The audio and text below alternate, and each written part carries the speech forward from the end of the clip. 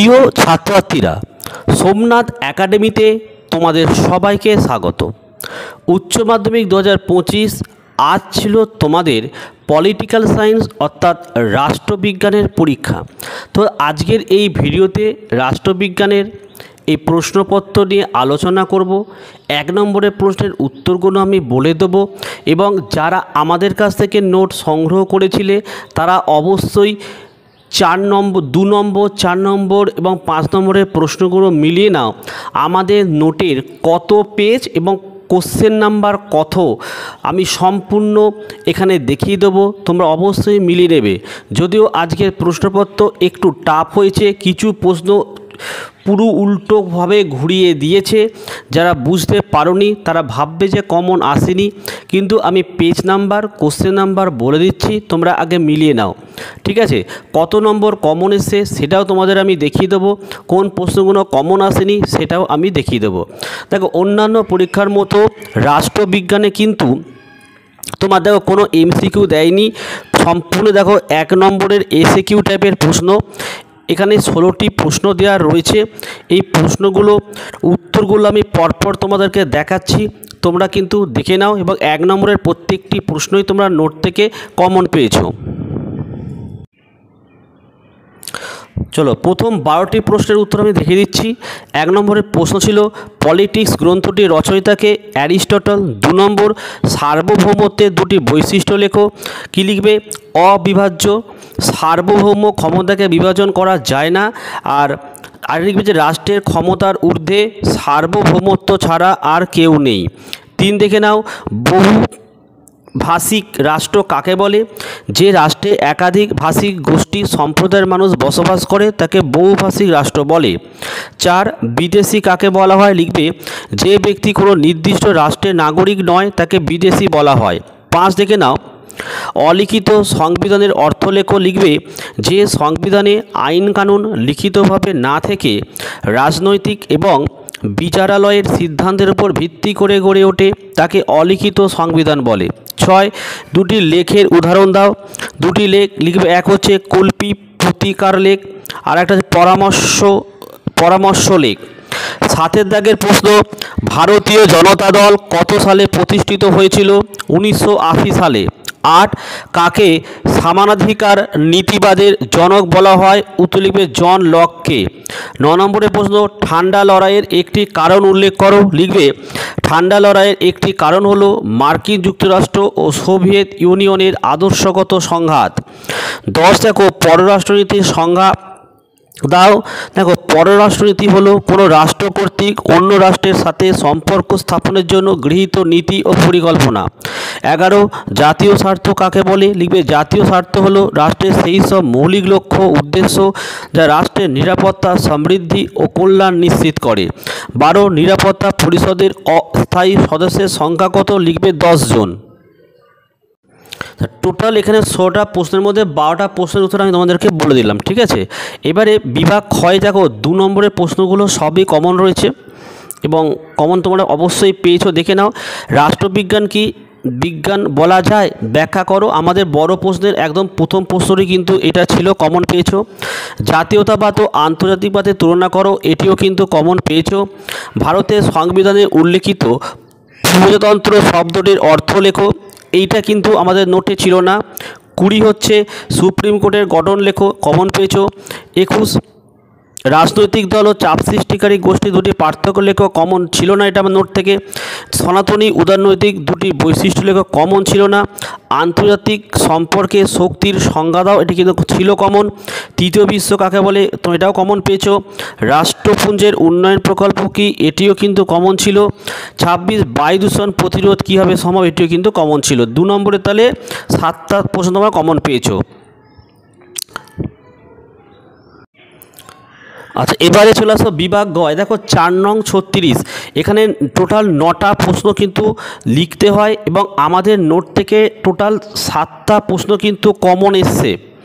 কোন 7টা প্রশ্ন কমন এসছে তার পেজ নাম্বার এবং কোশ্চেন নাম্বারটাও আমি উল্লেখ করে দিচ্ছি, তোমরা অবশ্যই নোটটা অবশ্যই আগে মিলিয়ে নাও। চলো দেখো, 27 দাগের প্রশ্নটা কি বলেছে, রাষ্ট্রবিজ্ঞানের বিবর্তন সম্পর্কে একটি ছোট টিকা লেখো। দেখো এই নোটটা যারা আমাদের কাছ থেকে নোট নিয়েছো এবং শর্ট নোট পেয়েছো তারা দেখো short note page 25 question number 3 একদম প্রথমে মিলিয়ে নাও, এই প্রশ্নটি কিন্তু রয়েছে। ওকে, চলো নেক্সট চলে আসো আমাদের 28 দেখের, এক জাতি এক রাষ্ট্রনীতি বলতে কী বোঝো, কমন ছিল না। 29 দেখো, ভারতের নিয়ন্ত্রক ও মহাগণনা পরীক্ষকের ক্ষমতা লেখো, এটাও ছিল না। 30 চাপ সৃষ্টিকারী গোষ্ঠীর শ্রেণী বিভাজন সম্পর্কে একটি সংক্ষিপ্ত টিকা লেখো, এটিও কমন ছিল না। 31 দ্বন্দ্বমূলক বস্তুবাদ আলোচনা করো, এটিও কিন্তু কমন ছিল না। দেখো যেগুলো ছিল না আমি তোমাদের অনেস্টলি বললাম ছিল না। 32 নম্বরের প্রশ্ন দেখো, আন্তর্জাতিক সম্পর্কের বিষয়বস্তু সম্পর্কে সংক্ষিপ্ত আলোচনা করো।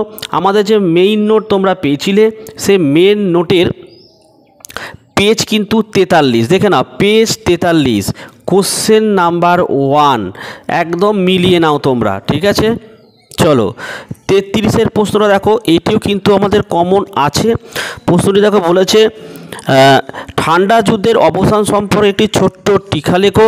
আমাদের মেন নোটের পেজ 4 কোশ্চেন নাম্বার 1, যদি অধ্যায় বলো 10ম অধ্যায় পেয়ে যাবে, 10ম অধ্যায় কিন্তু তোমরা এটা পেয়ে যাচ্ছ, ঠিক আছে। তাই এটিও আমাদের কমন হলো। 34-এর প্রশ্ন দেখো, পঞ্চশীল কি, নীতিগুলি উল্লেখ করো, কমন ছিল না।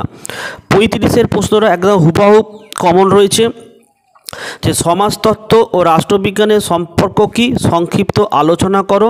এটা হচ্ছে আমাদের নোটের পেজ দেখো 54 এবং কোশ্চেন নাম্বার যদি বলো 1, দেখো আমি পেজ নাম্বারও বলছি কোশ্চেন নাম্বারও বলছি, পুরো মিলিয়ে দাও আগের নোট থেকে, ঠিক আছে। 36 ভারতের কিশোর অপরাধের প্রকৃতি আলোচনা করো। দেখো এই প্রশ্ন একটু ঘুরিয়ে, প্রকৃতি আর কারণ একই কিন্তু উত্তর। এবার কেউ যদি কারণ পড়ে গেছো, প্রকৃতি লেখা যদি বুঝতে না পারো সেক্ষেত্রে আমাদের কিন্তু কিচ্ছু করার নেই, তাই না। তাহলে 36-এর প্রশ্নের উত্তর তোমরা পাচ্ছ আমাদের নোটের পেজ 57 কোশ্চেন নাম্বার 1। ওকে, চলো এবারে 37-এর প্রশ্ন, এটা তো কমনই রয়েছে, ভারতের নারী মর্যাদা উন্নয়নে আইনের ভূমিকা কী ছিল। এটা হচ্ছে আমাদের মেন নোটেও ছিল, শর্ট নোটেও ছিল কিন্তু। আচ্ছা পেজ হচ্ছে 58, ঠিক আছে। কোশ্চেন নাম্বার 1 যদি অধ্যায় বলো 16 অধ্যায় তোমরা এই প্রশ্নের উত্তর পাবে আমাদের নোটে, ঠিক আছে। চলো 38-এর প্রশ্ন দেখে নাও, পরিবেশ দূষণের প্রভাব মূল্যায়ন করো, ঠিক আছে। এটার উত্তর আমাদের শর্ট নোটেও পাচ্ছ, বড় নোটেও কিন্তু রয়েছে। শর্ট নোটে পেজ 2 কোশ্চেন নাম্বার 3। ওকে, তাহলে এখানে 9টার মধ্যে আমাদের মোটামুটি 7টা কিন্তু কমন এসেছে, ঠিক আছে। চলো এবারে আমরা বিভাগ ঘ দেখে নেব। দেখো রাষ্ট্রবিজ্ঞান কি মূল্যবোধ নিরপেক্ষ, তোমার উত্তরের সপক্ষে যুক্ত হবে। এই প্রশ্নটি অনেক কিন্তু বুঝতে পারোনি। আমাদের মেন নোটের পেজ 39, ঠিক আছে। দেখো কোশ্চেন নাম্বার 1 যদি ওখানে তোমরা যাও, ওখানে প্রশ্নটি পাবে রাষ্ট্রবিজ্ঞান কি বিজ্ঞান পদবাচ্য। তাই রাষ্ট্রবিজ্ঞান কি বিজ্ঞান পদবাচ্য, আর এই প্রশ্নটি সেম প্রশ্ন দেখো একটু ঘুরিয়ে দিয়েছে। যারা বুঝতে পেরেছো লিখেছো, যারা বুঝতে পারোনি কিন্তু লিখতে পারোনি, ঠিক আছে। বুঝে নাও তাহলে পেজ 39 কোশ্চেন নাম্বার 1। চলো 40-এর প্রশ্নটা, ভারতের রাষ্ট্রপতির ক্ষমতা ও কার্যাবলী আলোচনা করো। এটা অবশ্যই কমন পেয়েছো।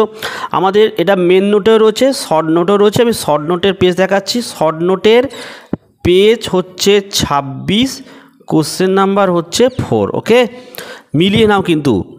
আচ্ছা নেক্সট দেখো আমাদের 41 কী আছে, ভারতের আঞ্চলিক রাজনৈতিক দলের উদ্ভবের কারণ বিশ্লেষণ করো। এটা তোমরা আমরা যে সাজেশান দিয়েছি সেই সাজেশানের 14 নম্বর কোশ্চেন, ঠিক আছে। আচ্ছা নেক্সট দেখো 42 সাধারণ সভা গঠন ও কার্যাবলী আলোচনা করো। এটা আমাদের শর্ট নোট, এই শর্ট নোটের পেজ 3 কোশ্চেন নাম্বার 4। যদি তোমরা সাজেশান দেখো, সাজেশানেও তোমরা পাবে 16 নম্বরের প্রশ্নটি রয়েছে। ঠিক আছে, এবারে অনেকেই প্রশ্নটি বুঝতে ভুল করেছে। সাধারণ সভার গঠন ও কার্যাবলী, এটা যদি এইভাবে আসতো যে জাতিপুঞ্জের সাধারণ সভার গঠন ও কার্যাবলী, একই প্রশ্ন একই উত্তর কিন্তু। ঠিক আছে, আচ্ছা 43-এর প্রশ্নটি আমাদের নোটের মধ্যে রয়েছে কিন্তু সেইভাবে ঠিক নেই, তাই আমি ধরলাম না। আমলাতন্ত্র সম্পর্কে ম্যাক্স ওয়েবারের চিন্তা মূল্যায়ন করো, এটিও আমাদের নোটের মধ্যে নেই। তাই টোটাল এখান থেকে 4টি পেয়েছে, ওখানে 7টি, 2টো প্রশ্ন কমন পাওনি। তাহলে টোটাল তোমাদের 80 নম্বরের হচ্ছে পরীক্ষা। এই 80 নম্বরের পরীক্ষার মধ্যে 72 আমি কিন্তু কমন তোমাদের প্রমাণ সহ কিন্তু দেখিয়ে দিলাম। যাদের বুঝতে অসুবিধা হবে তারা অবশ্যই আমাকে কিন্তু হোয়াটসঅ্যাপ করে জানাও, আমি তোমাদের লিখে দেখিয়ে দেবো। ঠিক আছে।